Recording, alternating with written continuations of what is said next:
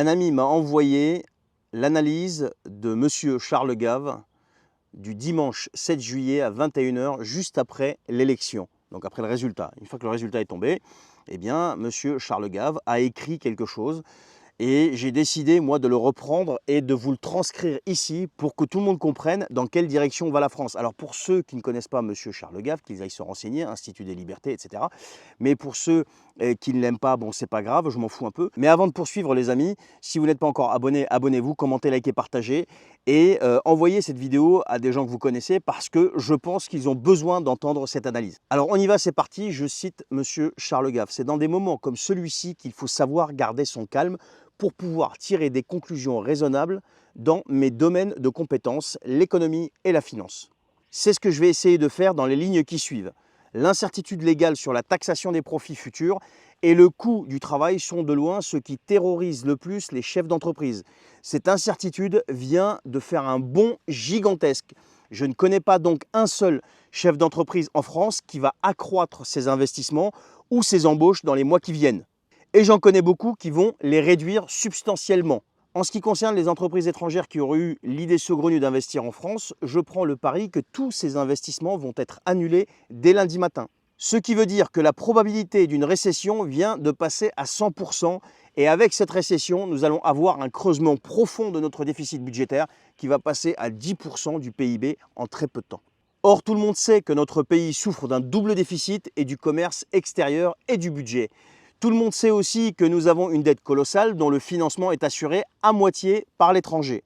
En aucun cas, le résultat de ces élections ne peut amener un investisseur étranger à augmenter ses positions en revenus fixes dans notre pays et la tentation de les réduire va être gigantesque et beaucoup ne vont pas résister à cette tentation. Ce qui veut dire que la crise de la dette française qui me semblait probable est maintenant devenue certaine et à brève échéance.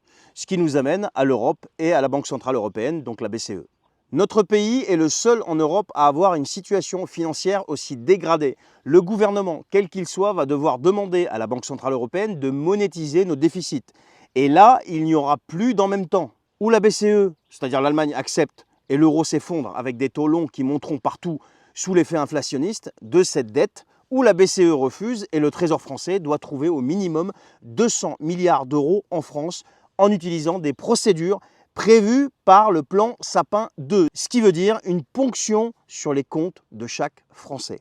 Ensuite, en ce qui concerne les actions du portefeuille IDL, elles vont se gameler mais seront protégées par les traités de double taxation signés avec tous les pays dans lesquels elles ont des filiales. Et comme ces sociétés, pour la plupart, perdent de l'argent en France, se faire taxer sur leurs super profits ne va pas beaucoup les gêner. Dans tous les cas de figure, la France va être mise en demeure de respecter les traités européens, c'est-à-dire monter les impôts et ou baisser les dépenses de l'État, ce qu'elle ne pourra pas accepter. Et donc nous allons vers une crise majeure et peut-être finale de la construction européenne et de l'euro. Et je vais conclure par 3 remarques d'ordre politique. En ce qui concerne le RN, le pire danger pour ce parti aurait été d'être au pouvoir quand la crise obligataire se déclenche. Voilà un problème qu'ils n'auront pas.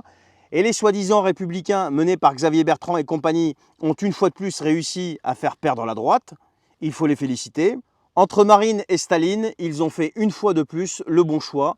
Nous venons d'assister une fois encore à la victoire de Paris sur la France périphérique. Je représenterai Paris, je craindrai les jacqueries. Conclusion, l'incertitude en Europe vient de monter de façon extraordinaire. Fin de citation de Monsieur Charles Gave, spécialiste en économie. Voici donc l'analyse à chaud du dimanche 7 juillet 21 h de Monsieur Charles Gave, économiste. Pour ceux qui ne le connaissent pas, allez faire des recherches, vous allez voir, mais je pense que dans ma communauté, tout le monde le connaît. Donc voilà, allez, je vous laisse avec ça. Partagez, commentez, likez, faites ce que vous voulez avec cette vidéo. Bien sûr, elle peut être très utile et surtout, abonnez-vous si vous n'êtes pas encore abonné. Prenez soin de vous et à très bientôt.